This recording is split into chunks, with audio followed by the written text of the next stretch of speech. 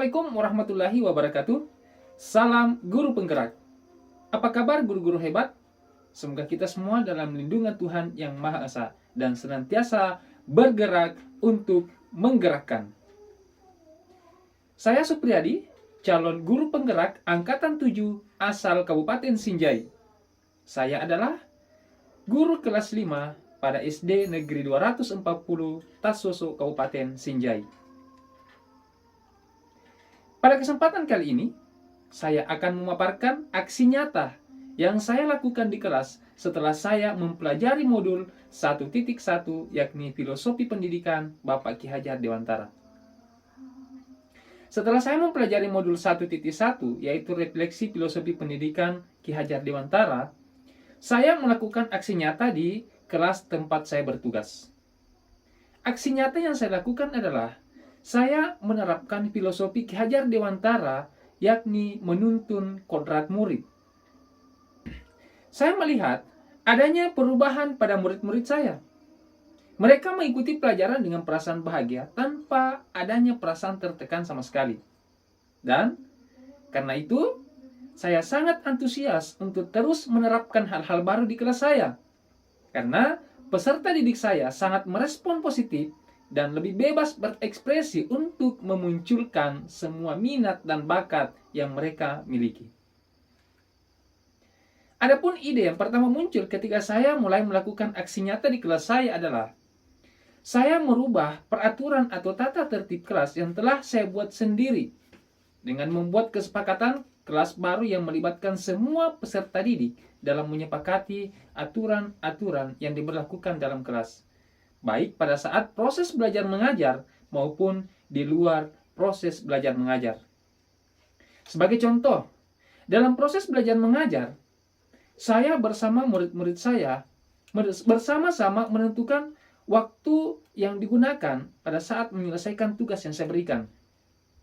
Selain itu, kami juga membuat kesepakatan tentang aturan dalam menggunakan fasilitas belajar seperti buku. Nah, kesepakatan tentang cara bertanya dan menjawab pertanyaan dari guru, dan lain-lain sebagainya. Nah, berikut adalah cuplikan video kegiatan membuat kesepakatan-kesepakatan di kelas yang saya ajar. Selamat menyaksikan.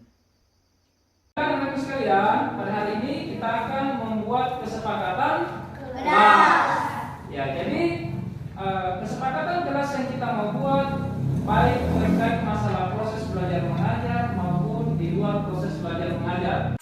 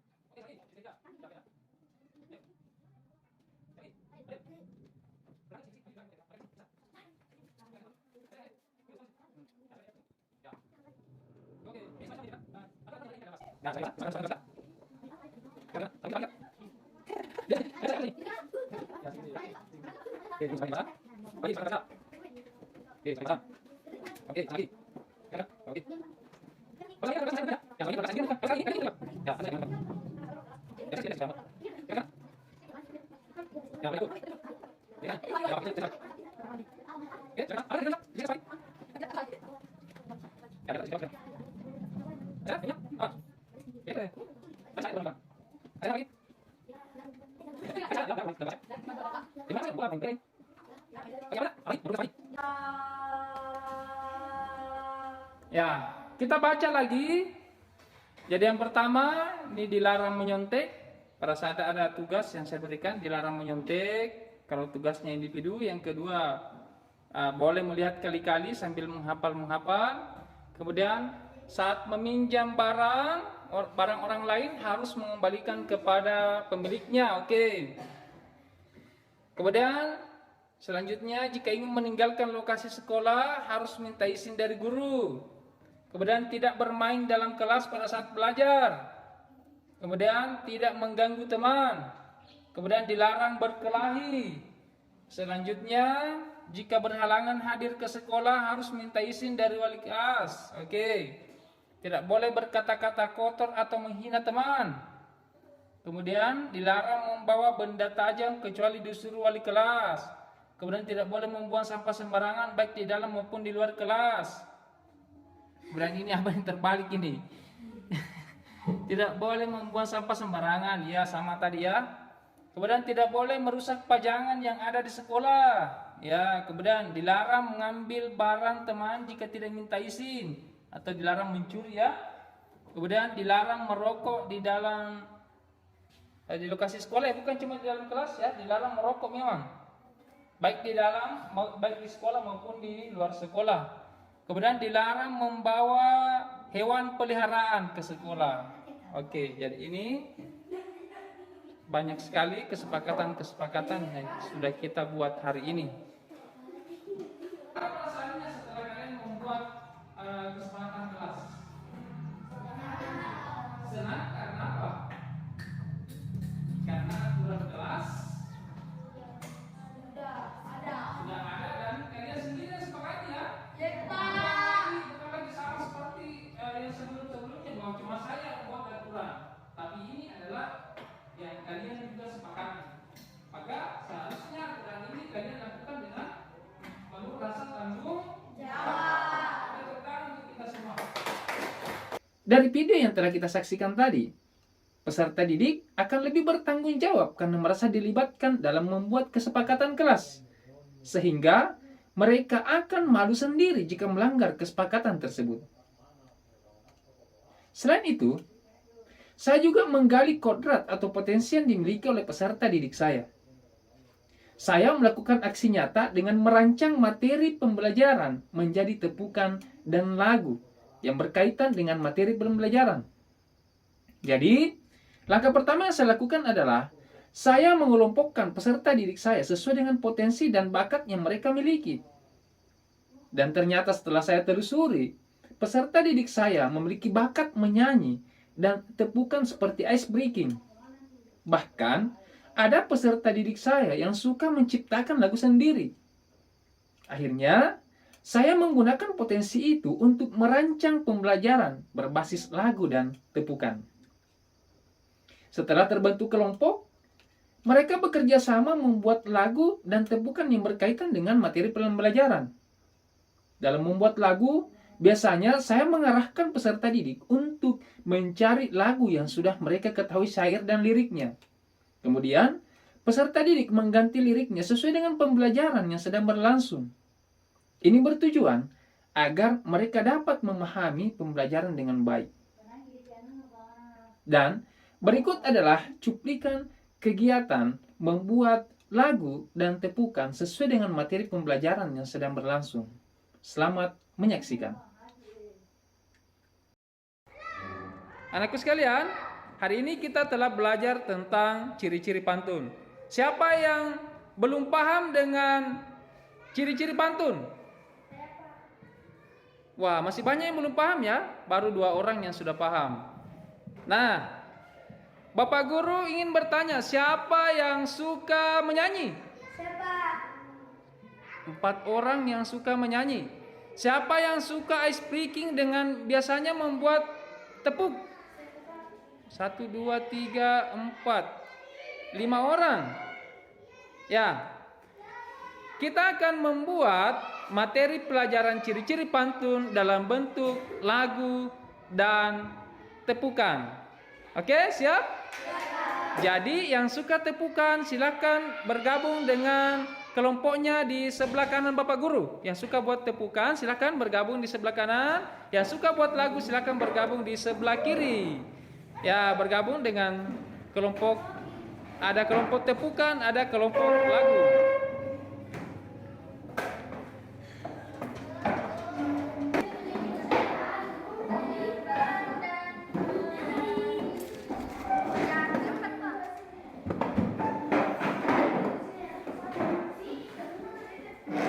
Ya, jadi ini adalah kelompok tepuk atau ice breaking dalam bentuk tepukan. Dan ini adalah kelompok yang suka dengan lagu, yang suka menyanyi. Jadi kita akan buat materi pembelajaran ciri-ciri pantun dalam bentuk lagu. Jadi silakan untuk kelompok lagu ini, buatlah materi pembelajaran ciri-ciri pantun dalam bentuk lagu. Carilah lagu yang anak-anakku sudah hafal.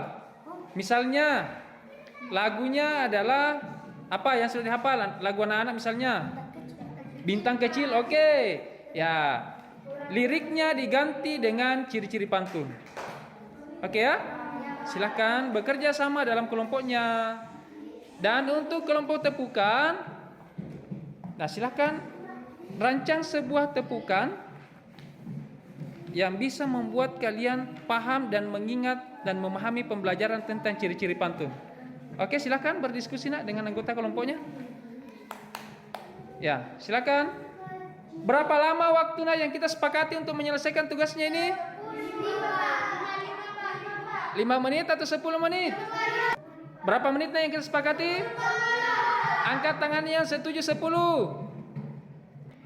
Ya, berapa orang yang sependapat kalau 10 menit? Angkat tangan. Oh, kita sepakati 10 menit waktu mengerjakan tugasnya. Silakan bekerja sama, maksimalkan waktu yang 10 menit. Maksimalkan waktu 10 menit untuk bekerja sama.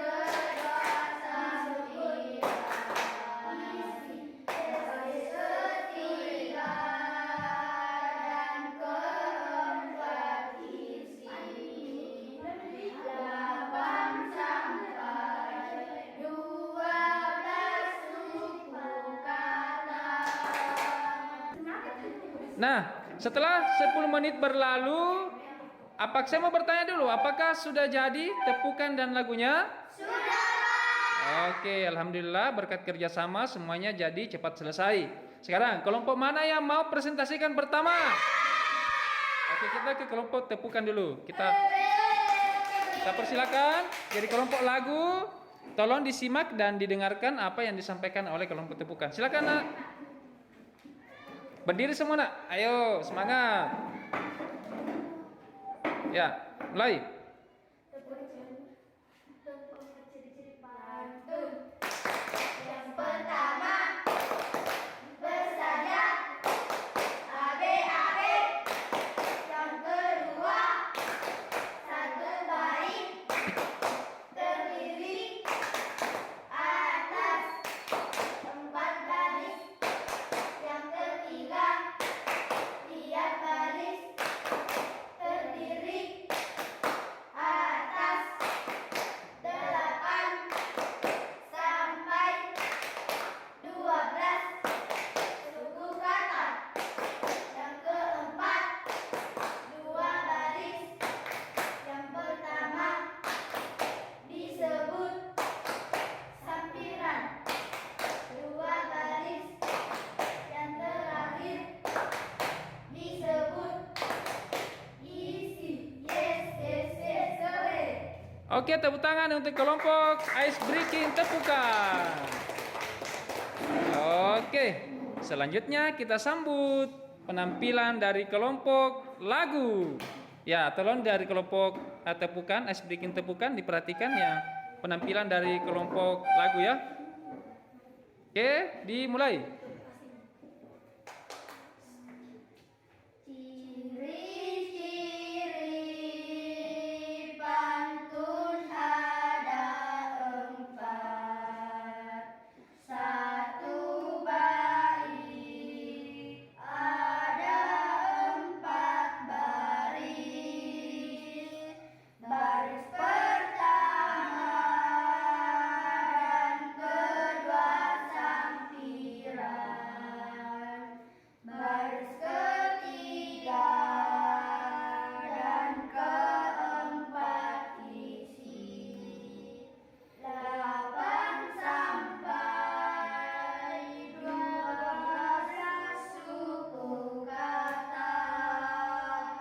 Oke, tepuk tangan untuk kedua kelompok. Jadi, alhamdulillah kalian sudah membuat tepukan dan lagu dari ciri-ciri pantun. Dari video yang telah kita saksikan tadi, terlihat jelas bahwa peserta didik saya sangat antusias membuat lagu dan tepukan. Karena itu adalah bakat mereka, itu adalah potensi mereka, itu adalah kodrat mereka. Sehingga insya Allah mereka akan bisa memahami pembelajaran dengan baik. Nah, berikut adalah testimoni dari beberapa orang peserta didik saya terhadap aksi nyata yang telah saya lakukan di kelas. Selamat menyaksikan. Bagaimana perasaan dari kelompok lagu setelah membuat materi pembelajaran dalam bentuk lagu? Bagaimana perasaannya? Perasaan kami setelah membuat materi pelajaran dalam bentuk lagu, kami sangat tenang. Kami merasa gembira, lebih santai dalam belajar, lebih memahami pelajaran. Oke, jadi intinya kalian senang ya? Ya, Pak. Jadi insya Allah kita akan selalu membuat lagu dari materi pembelajaran yang kita pelajari. Sekarang dari kelompok ice breaking atau tepukan.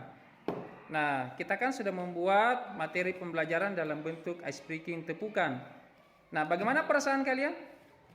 Pelajaran yang dibuat dalam bentuk tepuk sangat bermanfaat bagi kami karena kami tidak cepat lupa pelajaran yang lalu karena dibuatkan tepuk, dan kami lebih bersemangat dalam belajar.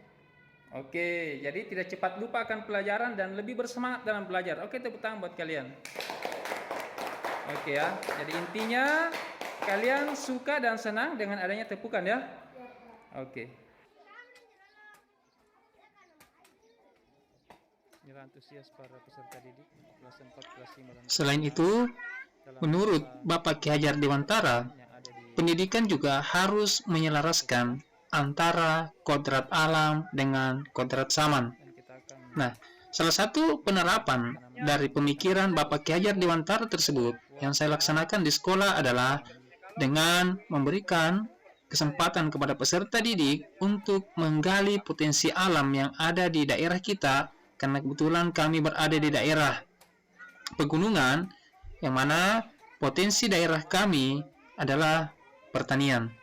Jadi, salah satu muatan lokal yang kami kembangkan di sekolah adalah muatan lokal pertanian.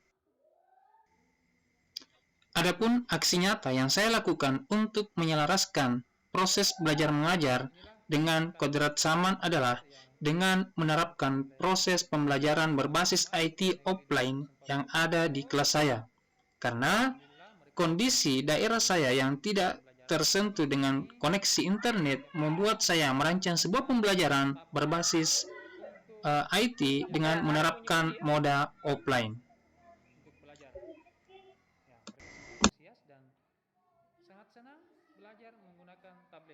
Dan bukan hanya itu. Setelah saya merasa bahwa aksi nyata yang saya lakukan di kelas mempunyai dampak positif, akhirnya saya menyampaikan hasilnya kepada kepala sekolah. Dan kepala sekolah akhirnya berinisiatif untuk menyaksikan langsung aksi nyata yang saya lakukan. Dan hasilnya, responnya sangat positif dan sangat mensupport aksi nyata yang telah saya lakukan tersebut. Dan berikut adalah testimoni dari kepala sekolah di mana saya mengabdikan diri sebagai guru. Selamat menyaksikan. Saya kepala sekolah dari Bapak Supriyadi SPDGR, calon guru penggerak Kabupaten Sinjaya. Melihat aksi nyata dari Bapak Supriyadi, yaitu contohnya ice breaking,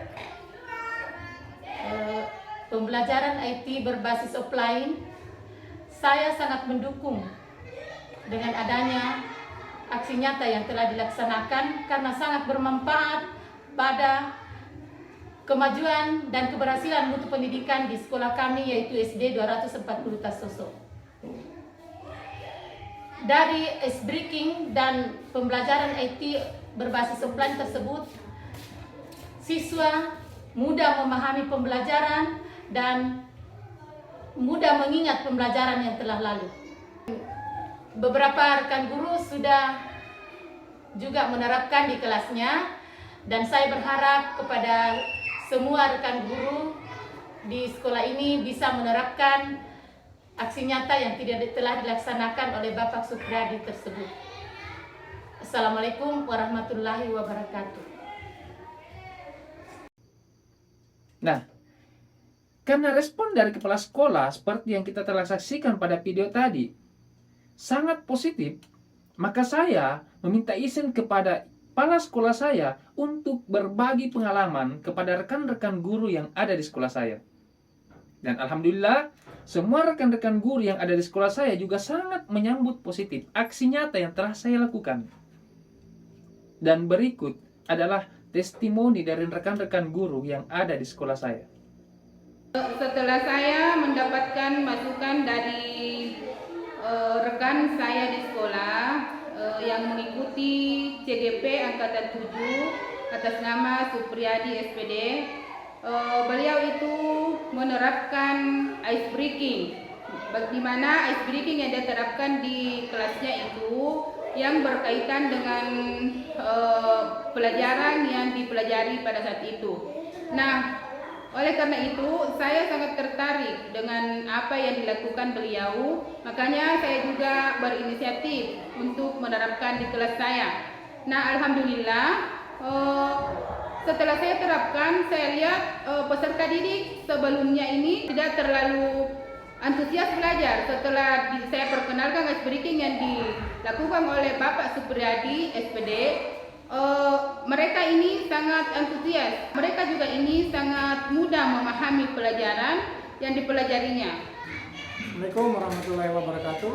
Saya atas nama Sudirman SPD, rekan kerja dari Bapak Supriyadi SPD GR, calon guru penggerak Angkatan 7 Kabupaten Sinjai. Setelah saya mendapatkan masukan dari beliau tentang aksi nyata pembelajaran ice breaking, saya menerapkan di mata pelajaran penjas, dan alhamdulillah pembelajaran ice breaking ini sangat bermanfaat bagi peserta didik. Karena pembelajaran ice breaking ini memudahkan peserta didik untuk mengingat dan membuat mata pelajaran penjas lebih menyenangkan bagi peserta didik. Nah, setelah menyaksikan beberapa tayangan video tadi, jelas terlihat bahwa dengan menerapkan filosofi pendidikan yang telah disampaikan oleh Bapak Ki Hajar Dewantara, membuat peserta didik kita menjadi nyaman dan bahagia dalam mengikuti pembelajaran. Karena mereka bisa menyalurkan bakat dan potensi yang mereka miliki dengan merdeka belajar. Dan semoga video ini bisa bermanfaat dan bisa menginspirasi kita semua dalam menjalankan tugas kita sebagai guru. Teruslah bergerak untuk menggerakkan. Salam guru penggerak. Wassalamualaikum warahmatullahi wabarakatuh.